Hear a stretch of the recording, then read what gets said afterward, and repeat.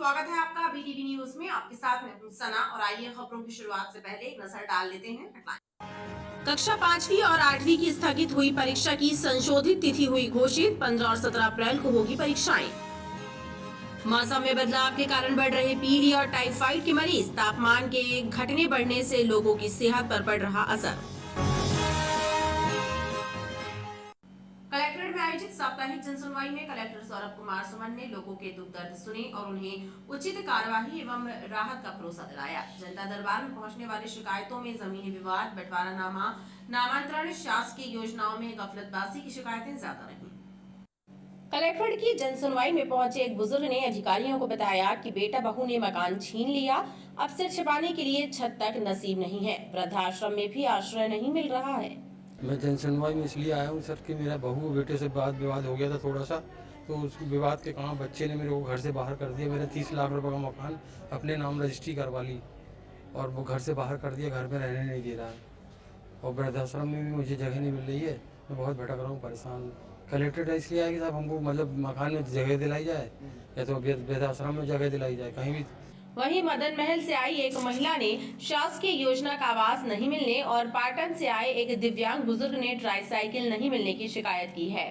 क्योंकि हमारा घर टूटा है, हम 5 साल से भटक रहे हैं, हमारी कोई सुनवाई नहीं हो रही है कि मतलब हमको घर देंगे दिए ही नहीं आज तक। समस्या यही आ रही है कि नगर निगम वाले बोलते हैं कि हाँ देंगे, इतने पैसे जमा करो, उतने पैसे जमा करो, हमको रसीद ला के दो। हम कहाँ से रसीद ला के? अगर हमारे पास पैसा होगा तो हम कहीं और नहीं खरीद लेंगे।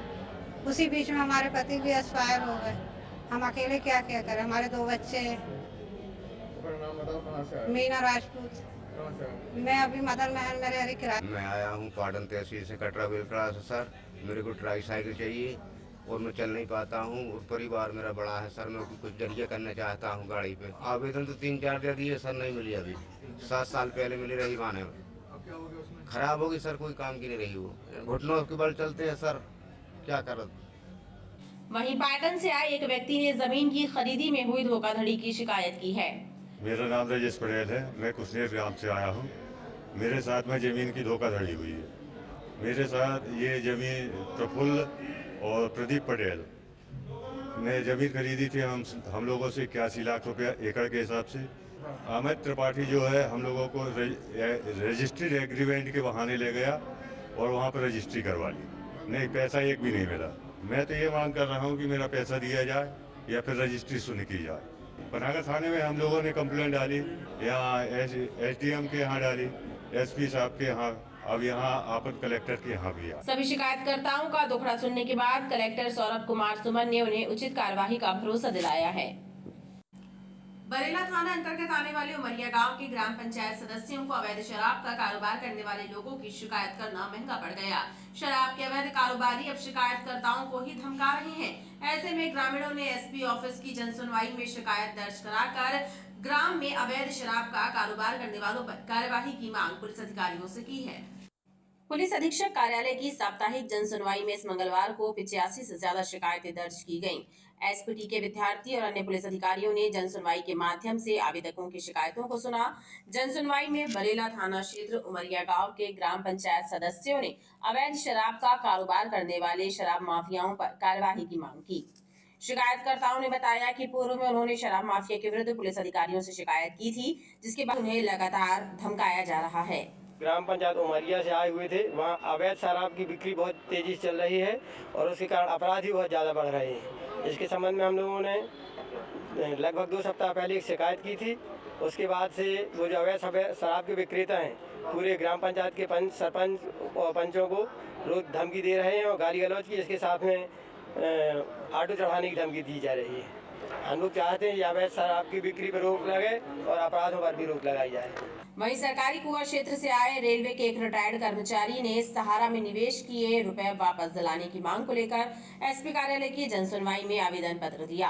आवेदक के परिजनों ने बताया कि भुगतान न होने से उन्हें आर्थिक परेशानियों का सामना करना पड़ रहा है। हमारे दादाजी ने पूरा पैसा अपना रिटायरमेंट का सहारा कंपनी में इन्वेस्ट किया था। हमारे घर में सारे लोग ऐसे बेरोजगार हैं, कोई सरकारी नौकरी इसमें नहीं है, छोटा मोटा व्यापार ऐसे कुछ करके अपना रोजगार चलाते हैं और अब हमारे पास बिल्कुल भी पैसा नहीं बचा कि हम लोग, अब मेरी शादी और हम सबका खर्चा ये सब इसी से ही चलता है, दादाजी की कमाई से।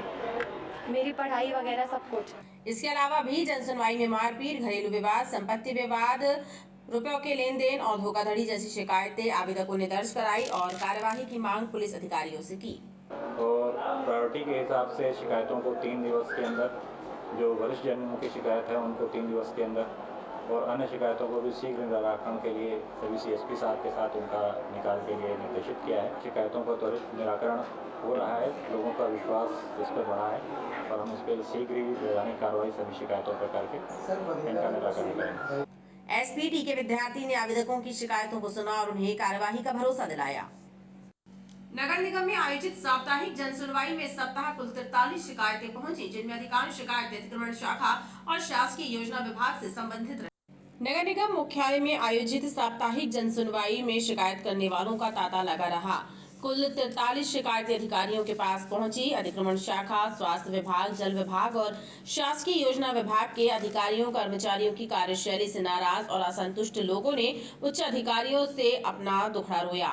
गणेश मैदान के पास पानी की बहुत पूर्व से बरसाती पानी की निकासी न होने से वहाँ के क्षेत्रीय नागरिकों को अति संघर्षशील स्थिति में मच्छरों से परेशानी, और हमारे पूर्व में जो पानी भर गया था उसमें लोगों के फर्नीचर, मशीनें, हमारे पंप मशीनें सब खराब हो गई थी। कृपया इसलिए हम लोग आए थे कि जनसुनवाई में हमारे लोगों की समस्या। सर 19 से टूटे हैं मकान देवताल के, कई बार आवेदन भर रहे हैं, अब फिर से नया आवेदन फिर जाना पड़ा मकान के लिए। तिलहरी यानी देवताल से, अच्छा देवताल से टूटे हैं मकान। इसके बाद बसा है तिलहरी फेस 1 में, तो जब से जो फार्म भर रहे हैं तो भरेंगे, अभी तक नहीं भर पाया। शिकायत करने वालों ने कहा कि विभागीय अधिकारी शिकायत का निराकरण कर देते हैं तो उन्हें जनता दरबार में गुहार नहीं लगाना पड़ती। 6 महीना से नहीं दे रहा, ये ठंड के महीने से नहीं दे रहा पेमेंट। क्या काम करते थे आप? ये खाद बनती है, पत्ता की सब्जी मंडी जाता था, गोभी की पत्ता उठाना, ये सब कचरा उठा के खाद बनती है। उसमें 200 रुपया 6000 देता रहा, मेरे को ज़्यादा नहीं देता रहा, और एक बार 1500 दिया है, एक बार 6000 रुपये दिया है। मेरी बैंक में पेमेंट आती थी, अब मेरे को पेमेंट नहीं मिल रही है और मैं गरीब आदमी, मेरे को मैं भटक रहा हूँ बस। हमारी ना पेंशन 20 साल होगा मैं मिस्टर का काम है, और 20 साल से ना हमको एरियस मिला है ना हमारी पेंशन बढ़ी। बस 20 साल में कम से कम 9,500 है तो है ही है, थोड़े बढ़ा ऐसे करके 9,500 हुए। बस कम से कम हमें एरियस मिला और हमारी पेंशन बढ़े थोड़ी, और हमारी लड़कियाँ भी विकलांग है, हम सोचे उसके नाम से कर लेते थोड़ी सी पेंशन, हम उसके नाम में करवाते, इसलिए। शिकायतकर्ताओं ने बताया कि जोन कार्यालय महज दिखावा साबित हो रहे हैं। बिना पैसे दिए जोन कार्यालयों में कोई काम नहीं होता है। राज्य शिक्षा केंद्र ने कक्षा 5वीं 8वीं के निरस्त प्रश्न पत्रों की संशोधित तिथि घोषित कर दी है। 1 अप्रैल को कैंसिल किया गया 5वीं 8वीं का गणित का पेपर 15 अप्रैल को होगा एवं 8वीं की संस्कृत का पेपर 17 अप्रैल को आयोजित किया जाएगा। जिला परियोजना समन्वयक योगेश शर्मा के मुताबिक कक्षा 5वीं एवं 8वीं का गणित एवं संगीत का पेपर अब 15 अप्रैल को आयोजित होगा। 1 अप्रैल को आयोजित इन पेपरों को पहले कैंसिल कर दिया गया था। 3 प्रश्न पत्र हमारे निरस्त हुए थे, तो 15 तारीख को हमारा 5वीं और 8वीं गणित का प्रश्न पत्र और जो दिव्यांग बच्चों का संगीत का प्रश्न पत्र था वो 15 तारीख को होगा, और 17 तारीख को जो संस्कृत का SCRT का पेपर है वो होगा। तो हमारी परीक्षाएं पूरी 5वीं 8वीं की और स्थानीय परीक्षा 17 तारीख को खत्म हो जाएगी। इसके लिए उसकी गोपनीयता बनी रहे, इसके लिए सुबह 6 बजे हम जिला स्तर से प्रश्न पत्रों का वितरण विकास खंड में करेंगे। परिवहन की सुविधा जिले से ही उपलब्ध कराई जाएगी और सभी विकास खंड के BRC आकर के प्रश्न पत्र 10 बजे तक जन शिक्षा केंद्र के वितरण केंद्रों में पहुंचाना सुनिश्चित करेंगे। 10 बजे से 12 बजे तक सभी केंद्राध्यक्ष जो परीक्षा केंद्रों के हैं जिले के, वो वितरण केंद्र से अपने प्रश्न पत्र प्राप्त कर लेंगे और 2 बजे परीक्षा हमारी प्रारंभ होगी। अधिकारियों के मुताबिक परीक्षा की गोपनीय सामग्री का वितरण उसी दिन BRC के जरिए कराया जाएगा। जिले के 299 परीक्षा केंद्रों तक गोपनीय सामग्री पहुंचाने की व्यवस्था जिला शिक्षा केंद्र द्वारा कराई जाएगी। बरगी में गेहूं खरीदी केंद्र बनाए जाने की मांग को लेकर किसानों ने कलेक्टर कार्यालय पहुंचकर अधिकारियों से मुलाकात की। किसानों ने प्रशासन को बताया कि इस बार बरगी मुख्यालय में गेहूं खरीदी केंद्र नहीं बनाया गया है, जिससे करीब 10 गांव के सैकड़ों छोटे बड़े किसानों को परेशानियों का सामना करना पड़ रहा है। जिले में समर्थन मूल्य गेहूं की खरीदी का कार्य शुरू हो गया है, लेकिन खरीदी केंद्रों को लेकर किसानों में नाराजगी देखी जा रही है। मंगलवार को बरगी के किसान कलेक्टर कार्यालय पहुंचे और जिला प्रशासन के अधिकारियों से मुलाकात की। किसानों ने नाराजगी व्यक्त करते हुए बताया कि बरगी मुख्यालय में प्रशासन ने खरीदी केंद्र नहीं बनाया। जो भी केंद्र बनाए गए हैं वो मुख्यालय से 15-15 किलोमीटर की दूरी पर है, जिससे किसानों को परेशानी का सामना करना पड़ रहा है। किसानों ने प्रशासन से बरगी में खरीदी केंद्र बनाने की मांग की है और एक पत्र भी सौंपा है। आज हम जिला अध्यक्ष कार्यालय जबलपुर आए हुए हैं। बरगी मुख्यालय के सारे किसान यहाँ एकत्रित हैं। बरगी आदिम जाति कल्याण सहकारी समिति में 10 गांव आते हैं। पूर्व से हमेशा बरगी में गेहूं केंद्र खोला जाता था, खरीदी केंद्र। इस वर्ष अभी आज दिनांक तक गेहूं केंद्र नहीं खोला गया है, जिससे हजारों किसान 10 गांव के चिंतित हैं। अविलंब अगर केंद्र नहीं खोला जाता है तो हम सारे किसान इकट्ठे होकर नेशनल हाईवे में चक्का धरना प्रदर्शन करेंगे। लगातार 20-25 वर्षों से वहाँ पर गेहूं की और धान की खरीदी का केंद्र वहाँ पे खोला जाता था और किसान भटकते नहीं थे। वहाँ के सारे किसान, लगभग हजारों किसान, अगर खरीदी केंद्र नहीं खोला जाता है तो उससे वंचित रह जाएंगे। मैं कलेक्टर महोदय जी से मैं निवेदन करना चाहता हूँ कि जल्दी से जल्द अगर किसानों की ये समस्याओं का निदान नहीं होता है तो हम क्षेत्र के हजारों किसान NH7 पर धरना प्रदर्शन करेंगे और मांग हमारी पूरी हो, इसी आशा के साथ वहाँ पे खरीदी केंद्र खोला जाए। मुन्ना लाल अग्रवाल, बरगी।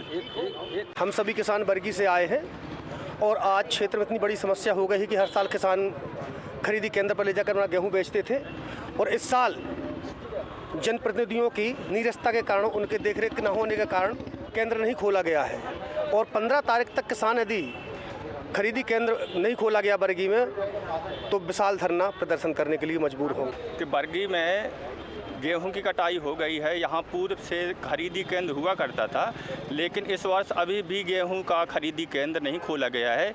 इसे सभी किसान चिंतित हैं और निकट भविष्य में ये आंदोलन की चेतावनी दे रहे हैं।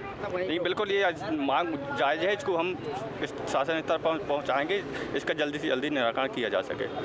किसानों ने चेतावनी दी है कि अगर 15 अप्रैल के पहले बरगी मुख्यालय में खरीदी केंद्र नहीं खोला गया तो नेशनल हाईवे पर किसान प्रदर्शन करेंगे। बदलते मौसम और घटते बढ़ते तापमान का असर लोगों की सेहत पर पड़ रहा है। लोगों को पीलिया, टाइफाइड जैसी बीमारियां हो रही हैं। अस्पतालों की ओपीडी में बुखार, पीलिया और मलेरिया के ज्यादा मरीज पहुंच रहे हैं। चिकित्सकों का कहना है कि बदलते तापमान के बीच खुले खाद्य और पेय पदार्थों का उपयोग किए जाने से मरीजों को पेट संबंधी रोग हो रहे हैं।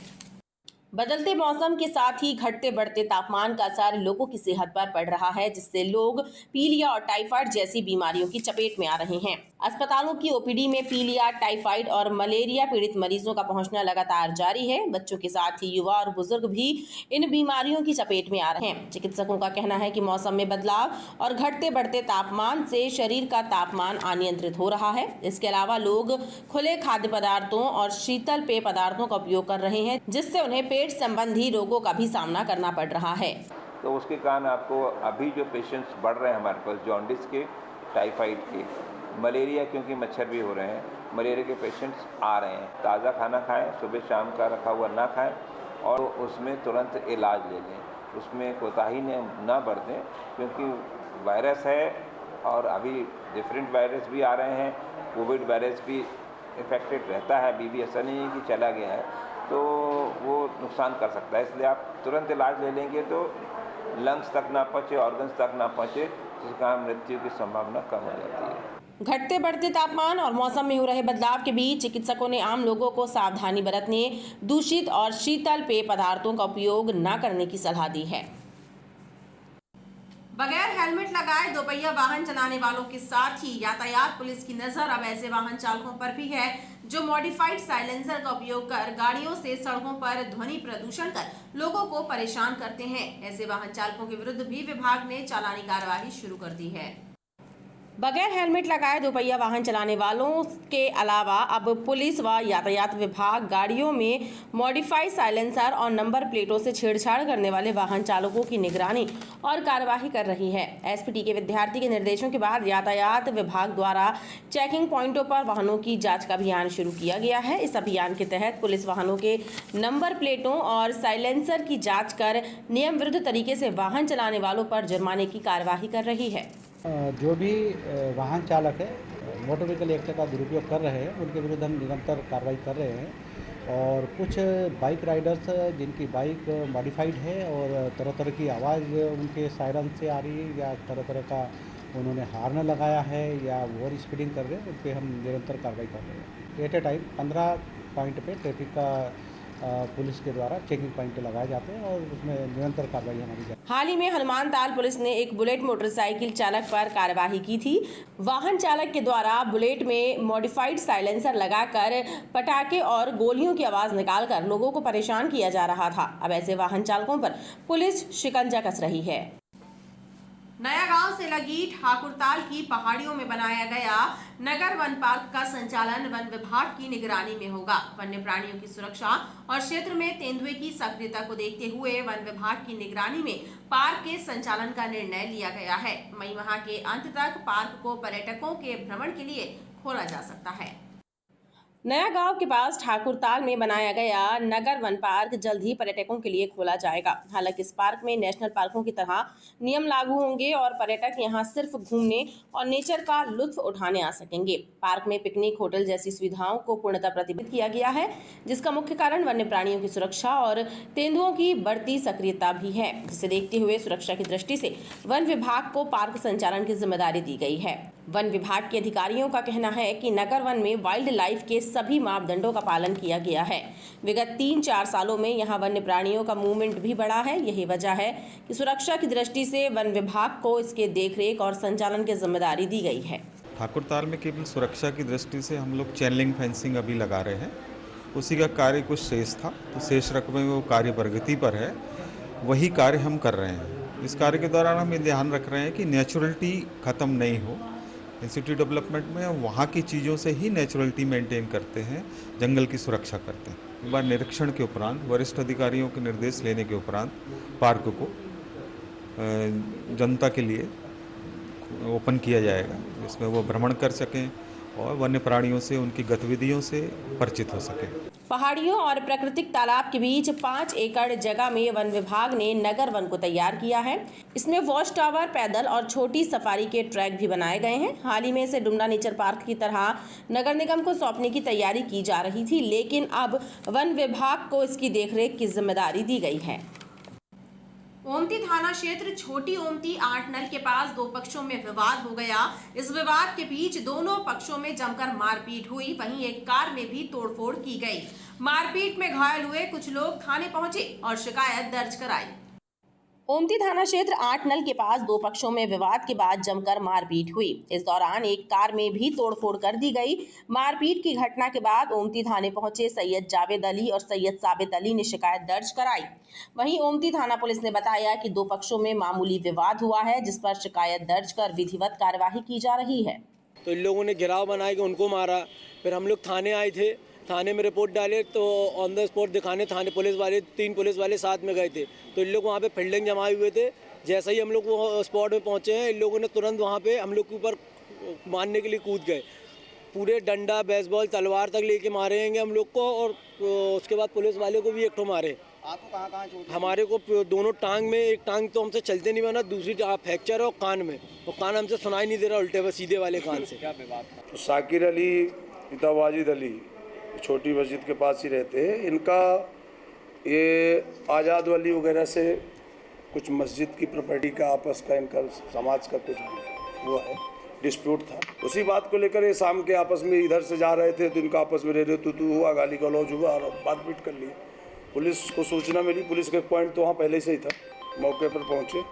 साकिर अली की रिपोर्ट पर FIR हो रही है और अगली पार्टी को भी चोट लगी है, उनके द्वारा भी रिपोर्ट की जाएगी तो कार्रवाई।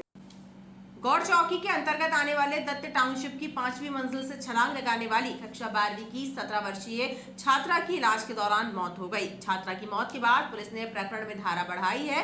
पुलिस ने घटना के सामने आने के बाद परिजनों की शिकायत पर छात्रा को परेशान करने वाले युवक के विरुद्ध प्रकरण दर्ज किया था।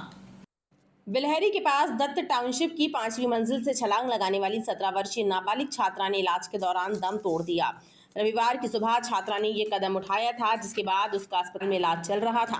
घटना के बाद छात्रा के परिजनों ने गोरा बाजार थाने में शिकायत दर्ज कराई थी कि सदर निवासी हर्षित पिल्ले छात्रा को परेशान कर रहा था और उसने परिजनों को भी धमकी दी थी, जिससे व्यथित होकर छात्रा ने ये कदम उठाया था। इस मामले में पुलिस ने प्रकरण दर्ज कर हर्षित को अभिरक्षा में लिया है और छात्रा की मृत्यु के बाद प्रकरण में और धाराएं बढ़ाई गई हैं। गोरा बाज़ार में एक सूचना आई है जिसमें एक बच्ची जो 17 साल 8 महीने की थी, उसने सुसाइड अटेम्प्ट किया था। एक लड़का है जिसका नाम हर्ष पिल्ले है, वह उसे परेशान करता था, जिसमें 294, 354 D, 506, 11-12 पॉक्सो एक्ट का मुकदमा दर्ज। तत्परता से आरोपी की तलाश की गई, आरोपी को कस्टडी में ले लिया गया है। बच्ची की आज दिनांक मृत्यु हो गई ऐसी सूचना मिली है, तो इसमें धारा इजाफा भी किया जा रहा है। जिले में अवैध शराब बनाने और बेचने वालों के विरुद्ध कार्यवाही का अभियान लगातार जारी है। ऑपरेशन शिकंजा के तहत क्राइम ब्रांच और कटंगी पुलिस ने कटंगी के कुड़न मोहल्ले में अवैध शराब बनाने वाली एक महिला को गिरफ्तार किया है। पुलिस ने कार्यवाही के दौरान प्लास्टिक के कुप्पों में छिपाकर रखी गई करीब 200 लीटर लाहन नष्ट भी किया। जिले में शराब का अवैध कारोबार करने वालों की धरपकड़ जारी है। ऑपरेशन शिकंजा के तहत पुलिस अवैध शराब बनाने और बेचने वालों पर कार्यवाही कर रही है। इसी कड़ी में कटंगी पुलिस और क्राइम ब्रांच की टीम ने कुड़न मोहल्ला में दबिश देकर अवैध शराब के कारोबार में लिप्त महिला सरिता कुचबंदिया को गिरफ्तार किया है। महिला के ठिकाने से पुलिस ने कुप्पियों में भरकर रखा गया 200 लीटर लाहन बरामद किया और नष्ट करने की कार्यवाही की। इसके साथ ही 25 लीटर अवैध कच्ची शराब भी मौके से जब्त की गई है। पुलिस अधीक्षक महोदय के निर्देशन में ऑपरेशन प्रहार जबलपुर में चल रहा है, जिसमें अवैध गतिविधियों पर लगातार पुलिस द्वारा कार्रवाई की जा रही है। उसी तारतम्य में कल अपराध शाखा और थाना कटंगी पुलिस द्वारा कुचबंदिया मोहल्ला कटंगी में करीब 25 लीटर कच्ची शराब जब्त की गई है और एक महिला को भी गिरफ्तार किया गया है। उससे प्रकरण में और पूछताछ की जा रही है और प्रकरण में विधि संगत कार्रवाई सुनिश्चित की जा रही है। 200 लीटर लाहन भी जैसा उसमें बताया है कि उसमें और भी शराब बनाने के जो लाहन और अन्य चीज़ें हैं वो भी उस पर नष्ट की गई है और उस पर विधि संगत कार्रवाई की जा रही है। महिला के विरुद्ध आबकारी एक्ट की धाराओं के तहत प्रकरण दर्ज कर मामले की विवेचना की जा रही है। जिले के अलग अलग क्षेत्रों में खोली जा रही शराब दुकानों का क्षेत्रीय जनता के द्वारा लगातार विरोध किया जा रहा है। इसी कड़ी में पंडित दीनदयाल उपाध्याय वार्ड कटंगी रोड पर खोली जा रही शराब दुकान का स्थानीय जनता ने विरोध किया। लोगों ने शराब की दुकान के सामने प्रदर्शन किया और दुकान को बंद कराने की मांग शासन प्रशासन से की है। जिले के रिहायशी इलाकों में शराब की दुकानों का विरोध लगातार देखने को मिल रहा है। इसी कड़ी में पंडित दीनदयाल उपाध्याय वार्ड कटंगी रोड पर खोली जा रही शराब दुकान का स्थानीय जनता ने विरोध शुरू कर दिया है।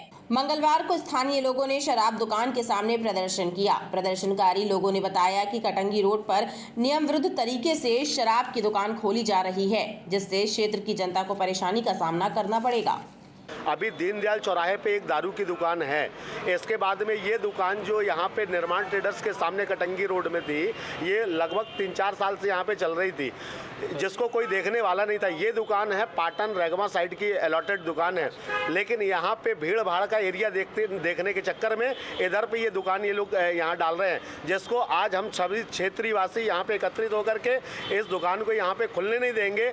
यहाँ पे एक दुकान जब है चुंगी नाका में, तो दूसरी दुकान कैसे खुल रही है इधर पे? कितने मीटर की दूरी? मुश्किल से 100 मीटर भी नहीं है, 50 मीटर की दूरी पे जो है ना दूसरी दुकान खोल रहे हैं। यहाँ बहुत ज़्यादा परेशानी है। 50 मीटर की दूरी पे स्कूल है, जबकि शासन के नियम में किसी भी स्कूल कॉलेज के सामने आप दुकान नहीं खोल सकते। एक्चुअली ये स्वीकृत दुकान है पाटन बाईपास की, यहाँ जबरदस्ती खोली जा रही है। बहुत ज़्यादा परेशानी, आमने सामने वाले लोग रह नहीं पाते, लोग रोडों में खड़े होकर दारू पीते हैं। जो व्यापार है यहाँ लोग व्यापारियों को परेशान करते हैं पीने के बाद रात को।